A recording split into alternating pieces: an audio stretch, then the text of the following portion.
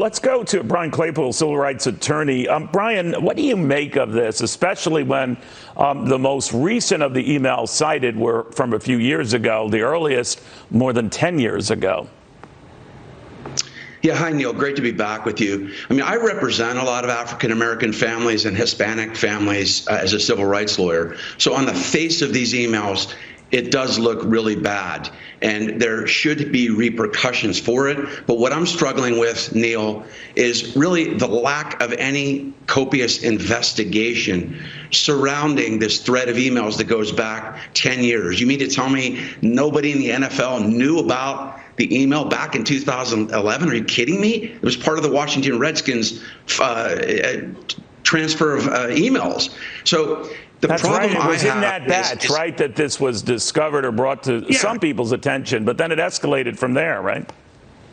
Right, exactly. Just so your viewers know, I mean, it started with an investigation of the Washington Redskins' alleged sexual harassment within their organization, and then the email that Gruden sent was to a Washington Redskins executive that was inflammatory. But my point is this: as a civil rights lawyer, we're all entitled to what's called due process. I mean, I was on your show a while ago with former Governor Cuomo. Remember the sexual harassment allegations? And there was a detailed investigation, and he faced the music. There's due process rights afforded everybody. I feel like because this is Las Vegas, because this is the NFL trying to preserve a multi-billion-dollar business, and Vegas trying to preserve its multi-billion-dollar gambling business, that this is a knee-jerk reaction. I'm not saying what Gruden shouldn't be terminated, but there should have been a much more detailed investigation. Neil, why not go back and interview some of the players? All these guys, interview the African-American players that played for Gruden for 10 years. Because if you're a racist, there's going to be some other thread of your animus behavior over the years. You're going to have players complaining about how you're treating them. Right. I haven't heard any of that. You know what's interesting, too, Brian, is that all of this coming to light because he wrote this stuff. You could talk about whether he wrote it in 2011 or 2018, but he wrote all of this. And we've learned since, obviously, and we don't need to be reminded, that anything you're saying online stays online. It doesn't disappear. And I think of people like the former McDonald's CEO, Easterbrook, who, you know, famously was trading dalliances online with an assistant, and it was caught online. There are many examples of this, and yet we never seem to learn from it. No, that's a good point. I was thinking about that last night. I mean, how dumb of that for Gruden to put something like that in writing. It's permanent. You're right.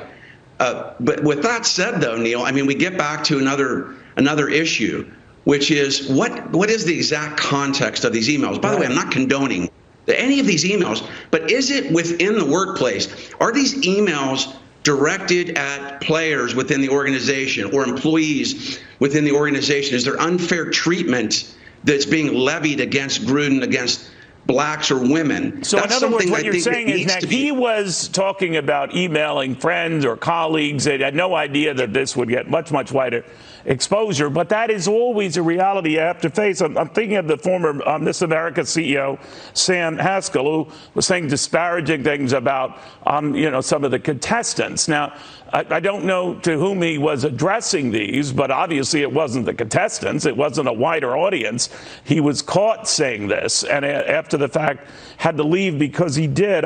And we see this play out again and again. As a top-notch lawyer in your own right, regardless of your feelings or ours on issues like these, advise us. What's the best thing to do? Well, I mean, you mean for Gruden or for anyone, NFL? For anyone who might be thinking, all right, I'm going to say something and I'm going to put it in an email that might not be nice, but you've got to assume that a wider audience could read this, right? That's right. That's a great point, because I was thinking about it this morning. There are probably a lot of people, Neil, across the country that might feel the same way as Gruden about whether a female, for example, should be a referee in the NFL.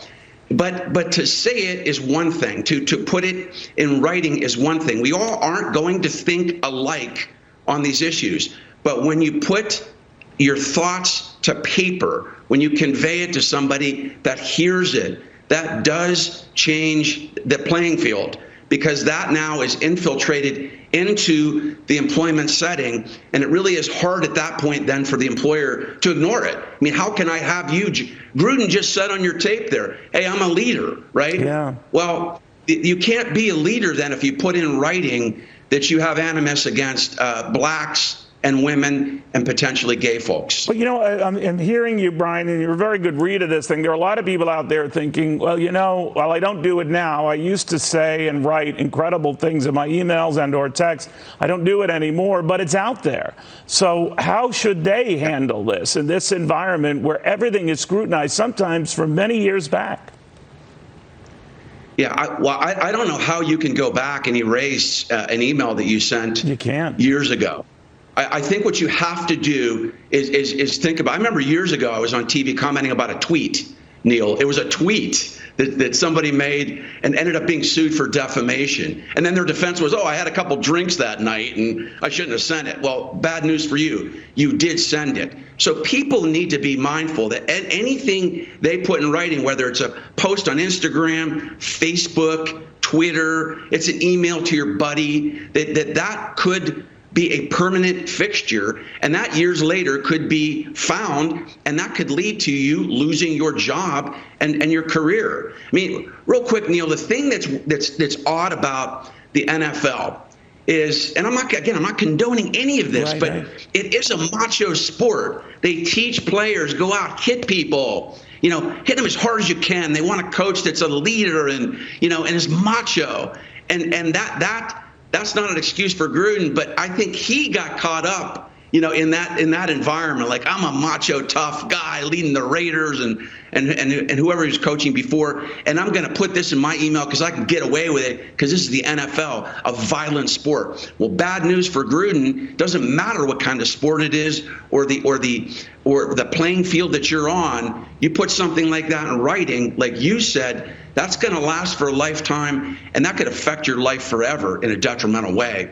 Yeah, you're right about that. And we're seeing it play out again right now. Brian Claypool, thank you very, very much. And we always tell our kids about this, right? Watch what you're writing, because at least on the internet, it never, ever goes away. We'll have more after this.